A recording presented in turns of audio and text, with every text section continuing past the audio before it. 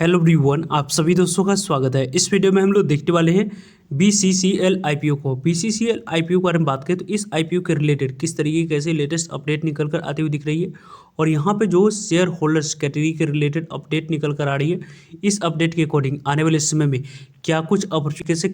कैसे किनको यहाँ पे मिलती हुई दिखेगी, उनके बारे में इस वीडियो में डिटेल्स में बात करने वाले हैं। इस वीडियो को इन तक देखिएगा और ऐसे ही daily IPO grey market premium से जुड़ी अपडेट के लिए चैनल को सब्सक्राइब कर लीजिए। साथ ही कमेंट्स में टेलीग्राम ग्रुप का लिंक दिया गया है, वहाँ भी जुड़ सकते हो टाइम पे अपडेट के लिए। पहले यदि हम लोग डिस्कस करते हैं तो किसी भी कंपनी के लिए यदि हम लोग बात करते हैं तो जो भी कंपनी आईपीओ आती है उनमें हम लोग ज़्यादातर देखते हैं कि आपको एम्प्लॉय कैटेगरी के लिए ज़्यादातर कंपनी में आपको शेयर रिजर्व रखा जाता है, लेकिन शेयर होल्डर्स कैटेगरी किस कंपनी में रहती है तो जिन कंपनी की पेरेंट्स कंपनी पहले से ही BSE NSE दोनों जगह पर लिस्टेड है, उन कंपनी की पेरेंट्स कंपनी लिस्टेड होने की वजह से और सब्सिडी कंपनी की आईपीओ आती है तो वहाँ पे आप लोगों को कंपनी जो कि आईपीओ ला रही है उसमें आप लोगों को शेयर होल्डर्स कैटेगरी यहाँ पर दिख जाती है। शेयर होल्डर्स कैटेगरी की अपॉर्चुनिटी किस तरीके से, दो तरीके से अपॉर्चुनिटी यहाँ पे मिलती है। एक तो आप लोग जनरली जिस तरीके से रिटेलर्स हो गई या स्मॉल NII कैटेगरी के बारे में बात करें या बिग NII कैटेगरी, इनमें से तीनों में से एक कैटेगरी में आपको अप्लाई करने की अपॉर्चुनिटी तो मिलती ही है। साथ साथ दूसरी अपॉर्चुनिटी यदि आप शेयर होल्डर्स कैटेगरी के लिए एलिजिबल होते हैं तो वहाँ पे आप लोगों को शेयर होल्डर्स कैटेगरी में भी अप्लाई करने की अपॉर्चुनिटी मिल जाती है। तो दो कैटेगरी में अप्लाई करते हैं तो अलॉटमेंट मिलने की चांस आप लोगों को इंक्रीज हो जाती है। और यहाँ पे इन तीनों कैटेगरी के बारे में बात करते हैं तो अप्लाई करेंगे तो यहाँ पे आपको अलॉटमेंट मिलने की चांस लॉटरी सिस्टम के माध्यम से रहने वाली है, लेकिन इसमें आप लोग को शेयर होल्डर्स कैटेगरी में आपको प्रोपोर्शनेट बेसिस पर यानी कि मैक्सिमम 13 लॉट आपने अप्लाई किया है और 13 टाइम से ज़्यादा शेयर होल्डर्स कैटेगरी में आपको सब्सक्राइब नहीं हुए तो मिनिमम यहाँ पे एक लॉट आपको अलॉटमेंट मिलते हुए दिख जाती है। तो इस तरीके से आप लोगों को अप्लाई करने की अपॉर्चुनिटी यहाँ पे मिल जाती है, अलॉटमेंट मिलने की भी चांस आप लोगों की बढ़ जाती है। तो इस अलॉटमेंट मिलने की चांस को बढ़ने के बाद आप लोगों की क्या कुछ आगे की रणनीति होनी चाहिए उनके बारे में बात करें तो यहाँ पे जो भी कंपनी आईपीओ लाती है उन कंपनी को सेबी की तरफ से अप्रूवल मिल चुकी है और इस कंपनी की जो सेबी की तरफ से अप्रूवल मिली है उसके द्वारा RHP जैसे ही फाइल करी जाएगी उस डेट को यहाँ पे रिकॉर्ड डेट माना जाएगा। यानी कि उस डेट तक आपके कंपनी में जो भी इस कंपनी की पेरेंट्स कंपनी हम लोग डिस्कस करेंगे उस कंपनी के लिस्टेड शेयर है उसकी एक भी शेयर आप लोगों ने पहले से बाइंग कर रखे होंगे तो यहाँ पे आप लोग शेयर होल्डर्स कैटेगरी में अप्लाई करने की अपॉर्चुनिटी आप लोगों को मिल जाएगी। यानी कि आपको यदि हम लोग डिस्कस करें आज इस कंपनी की RHP फाइल होती है तो कल तक आपके शेयर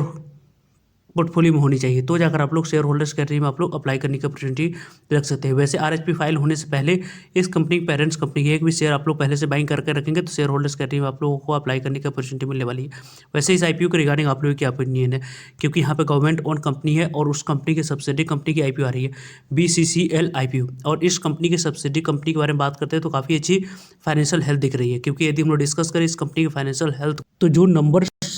अभी तक अवेलेबल है उनके बारे में बात करते हैं तो यहाँ पे देख सकते हैं कि आपको FY23 के डाटा दी गई है। FY23 की डाटा आप लोगों को अवेलेबल है, FY24 की डाटा है, यहाँ पे 12 मंथ की डाटा है, यहाँ पे भी 12th मंथ की डाटा है, यहाँ पे भी 12th मंथ की डाटा हम लोगों को दिख रही है।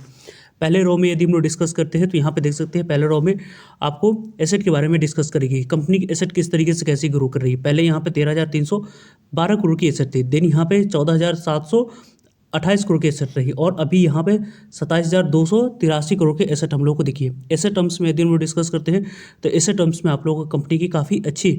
यहाँ पे एसेट लगातार कंसिस्टेंट ग्रोथ कर रही है। कंपनी के रेवेन्यू के बारे में बात करते हैं तो कंपनी के रेवेन्यू किस तरीके से कैसी बढ़ी है। पहले यहाँ पे 13,691 करोड़ की रेवेन्यू थी, देन यहाँ पे 14,452 करोड़ की रेवेन्यू और अभी यहाँ पे 14,597 करोड़ की रेवेन्यू रही है। अब फिजिकल ईयर 26 की जो डाटा आएगी उस डाटा के अकॉर्डिंग कंपनी की किस तरीके से कैसे रेवेन्यू दिखती है वो इंपॉर्टेंट रहेगा देखना। वैसे तो इस कंपनी की प्रॉफिटेबिलिटी के बारे में बात करते हैं तो कंपनी काफ़ी अच्छी प्रॉफिटेबिलिटी यहाँ पर रिपोर्ट कर रही है। पहले यहाँ पे 665 करोड़ की प्रॉफिट थी, 1565 करोड़ की प्रॉफिट, देन यहाँ पे 1240 करोड़ की प्रॉफिट। थोड़ी सी यहाँ पे कंपनी की प्रॉफिट में गिरावट आई है, लेकिन अभी भी यहाँ पे कंपनी 4 डिजिट से ज़्यादा की कंपनी की यहाँ पे प्रॉफिट दिख रही है। नेटवर्थ के बारे में बात करें, टॉप लाइन ग्रोथ की बात करें या बॉटम लाइन ग्रोथ की, तो यहाँ पे दोनों में आप लोग कंपनी अच्छी साउंड करती हुई दिख रही है। नेटवर्थ पहले किस तरीके से कैसी थी तो पहले यहाँ पे कंपनी नेटवर्थ 3,791 करोड़ के पास थी, 5,355 करोड़ के पास, 6,551 करोड़ के पास अभी यहाँ पे कंपनी की नेटवर्थ दिख रही है। कंपनी के रिजर्व एंड सरप्लस के बारे में बात करते हैं। पहले कंपनी के नेगेटिव में रिजर्व एंड सरप्लस थी 665 करोड़ के पास, 1,806 करोड़ के पास कंपनी के रिजर्व एंड सरप्लस दिख रही है। ओवरऑल यदि हम लोग कंपनी के बारे में बात करें कंपनी अच्छी यहाँ पे वेल साउंड करती हुई दिख रही है। वैसे इस कंपनी के बारे में बात करें तो BCCL IPO को यदि हम लोग डिस्कस करते हैं तो इस कंपनी की जो DRHP है वो DRHP 5 जून को फाइल की गई थी और उसकी अप्रूवल यहाँ पे अभी तक आप लोगों को मिल चुकी है। सितंबर मंथ में ही 19 सितंबर को मिल चुका है। अब यहाँ पे दिसंबर मंथ भी समाप्त होने वाली है और दिसंबर मंथ में तो इस कंपनी की IPO यहाँ पे लास्ट वीक में आने की चांस बन रही थी, लेकिन अब यहाँ पे इस कंपनी की IPO आने की चांस कब तक बन रही है उसको आगे हम लोग डिस्कस करेंगे। लेकिन इस कंपनी की चांस जो बनी वो फर्स्ट वीक ऑफ जनवरी, तो यहाँ पे आपको समाप्त होने वाली इस वीक में। नेक्स्ट वीक में यहाँ पे ऑफिशियल डेट आने की पॉसिबिलिटी यहाँ पे इस कंपनी के रिगार्डिंग बन रही है। वैसे भी यदि हम लोग डिस्कस करें तो इस कंपनी की जो भी टोटल रहने वाली है उस इशू साइज में 50% शेयर आपको QIB के पास जाएगी, 35% शेयर रिटेलर्स के पास जाने वाली, 15% शेयर आपको NI कैटेगरी के पास आएगी। इन्हीं सभी में से कुछ कुछ परसेंटेज काट के शेयर होल्डर्स कैटेगरी के लिए रिजर्व रखा जाएगा। तो 5% से 10% तक की टोटल इशू साइज की पोर्शन यहाँ पे रिजर्व रखी जाएगी। किसके लिए? तो आपको शेयर होल्डर्स कैटेगरी के लिए। शेयर होल्डर्स कैटेगरी के लिए एलिजिबल होने के लिए इस कंपनी की पेरेंट्स कंपनी के बारे में बात करते हैं जो कि लिस्टेड। यहाँ पे इस कंपनी की जो IPO आ रही है, इस IPO के लिए कौन से यहाँ पे कंपनी की जो कि इस कंपनी की है Bharat coking coal limited company BCCL IPO यहाँ पे आने वाली है। और इस कंपनी की जो शेयर होल्डर्स कैटेगरी के लिए एलिजिबल है उनके बारे में बात करते हैं। तो कोल इंडिया लिमिटेड कंपनी जो पहले से ही लिस्टेड है, इस कंपनी की एक भी शेयर आप लोग पहले से ही बाइंग करके रखेंगे तो आपको शेयर होल्डर्स कैटेगरी में अप्लाई करने की अपॉर्चुनिटी मिलेगी। यहाँ पे कब RHP फाइल होगी इसके रिलेटेड तो कोई अपडेट ऑफिशियल यहाँ पे आते हुए नहीं दिख रही है, लेकिन इस कंपनी की जो IPO आने वाली है उससे पहले इस कंपनी की पेरेंट्स कंपनी की एक भी शेयर को आप लोग पहले से ही बाइंग करके रखेंगे तो यहाँ पे आप लोगों को अप्लाई करने की अपॉर्चुनिटी इस IPO में बनती हुई दिख रही है। वैसे इस कंपनी की पेरेंट्स कंपनी जो कि लिस्टेड है कोल इंडिया लिमिटेड कंपनी, इसी कंपनी की एक भी शेयर को आप लोग पहले से बाइंग करके रखेंगे तो यहाँ पे आप लोगों को शेयर होल्डर्स कैटेगरी में अप्लाई करने की अपॉर्चुनिटी मिलने वाली है। वैसे आप लोगों ने इस कंपनी के शेयर को पहले से बाइंग करके रखे यानी शेयर होल्डर्स कैटेगरी में अप्लाई करने के लिए इस IPO में, या आप लोगों की यहाँ पे आगे बढ़ने वाले समय में कुछ अदर प्लानिंग है, या आप लोग सिर्फ बिग NI या स्मॉल NI या रिटेलर्स कैटेगरी में अप्लाई करने की अपॉर्चुनिटी को देख रहे हैं, कमेंट्स करके आप लोग बता सकते हो। भारत कुकिंग यहाँ पे BCCL IPO के बारे में बात करते हैं तो इस कंपनी की ऑफिशियल डेट और प्राइस में नहीं है तो हम लोग यहाँ पर डिस्कस कर ही नहीं सकते हैं, लेकिन इस कंपनी की जो DRHP फाइल करेगी थी उसके अकॉर्डिंग इस कंपनी की जो